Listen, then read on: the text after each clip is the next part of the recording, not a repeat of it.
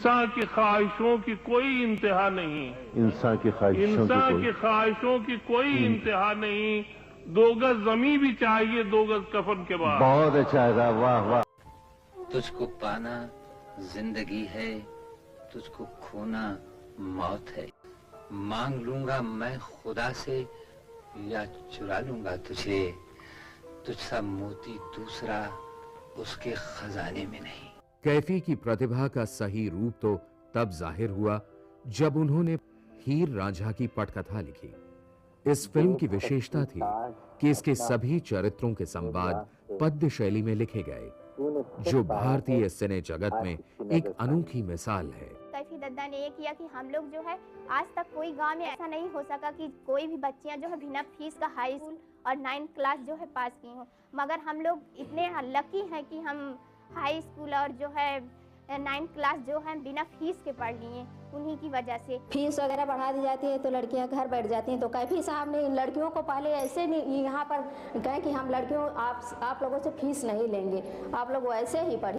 Kaifi Azmi park एवं कैफी आजमी वाचनालय भी स्थापित किए गए हैं।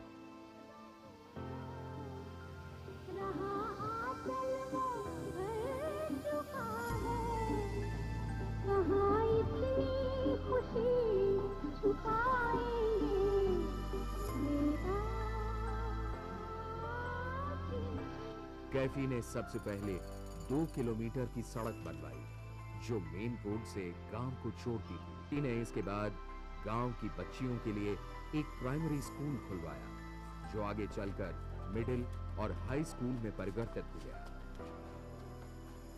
यही नहीं, कैफी साहब ने अपने गांव से जोड़ने वाली रेल की छोटी लाइन को बड़ी लाइन में बदलवाया। यहाँ की जनता को बंबई जाने के लिए, दिल्ली जाने के लिए, कलकत्ता जाने के लिए और बाहर जाने के लिए यहाँ फूलपुर खुरासन रोड से होनी चाहिए, मेरे गांव के पास से गाड़ी होनी चाहिए। तो जो सबसे ज़रूरी और अहम काम उन्होंने किया, स्टेशन बरकरार हुआ और छोटी लाइन के बजाय बड़ी लाइन हुई। बड़ी लाइन पे रेलें चली और आज दिल्ली, बम्बई, कलकत्ता और अमृतसर, अहमदाबाद, ये सारे शहरों में लोगों का आना जाना शुरू हुआ। तय नहीं कर ली कि हाँ मिजवा में किसी न किसी तरह से नाखाना खुला जाएगा। कैफी आजमी अकादमी की स्थापना भी उत्तर प्रदेश के उत्साही साहित्यकारों द्वारा की गई। वो जिंदगी के सारे गम, हर एक दुख, हर एक सितम से कहता था मैं तुमसे जीत जाऊंगा। 2002 को इस अजीम शायर और इंसान का स्वर्गवास हो गया। आज मैं बात करने वाली हूँ हमारे फिल्मी जगत के सुप्रसिद्ध शायर और गीतकार कैफी आजमी के बारे में।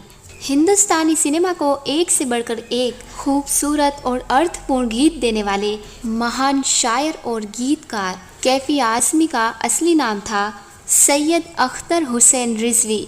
14 जनवरी सन 1929 में उत्तर प्रदेश के आजमगढ़ जिले के गांव मिजला में जन्मे कैफी आजमी ने सिनेमा को कई बेहतरीन और कालजीय रचनाएं दी।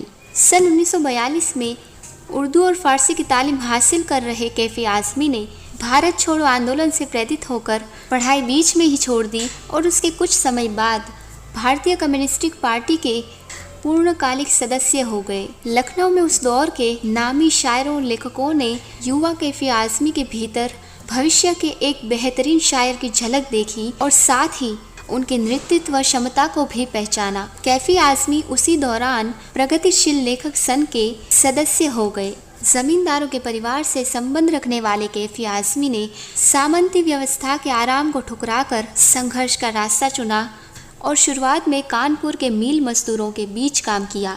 कुछ समय बाद कैफी आजमी मुंबई आ गए और मुंबई में मील मजदूरों के अधिकारों के लिए संघर्ष करने लगे। 1947 में एक मुशायरे के सिलसिले में कैफी आजमी का हैदराबाद जाना हुआ और यहीं उनकी मुलाकात हुई शौकत जी से, जो बाद में कैफी साहब की शरीके हयात बनी। उनकी 2 संतानें हैं, जिनमें से बेटा बाबा आजमी सिने जगत में एक स्थापित सिनेमेटोग्राफर हैं। मशहूर अदाकारा और कैफी आजमी साहब की बेटी शबाना आजमी। महान शायर और गीतकार कैफी आजमी ने फिल्मों में गीत लिखने की शुरुआत की फिल्म बुज़दिल से। सन 1951 में रिलीज हुई इस फिल्म के निर्देशक थे शाहिद लतीफ़ और संगीतकार थे सचिन देव बर्मन।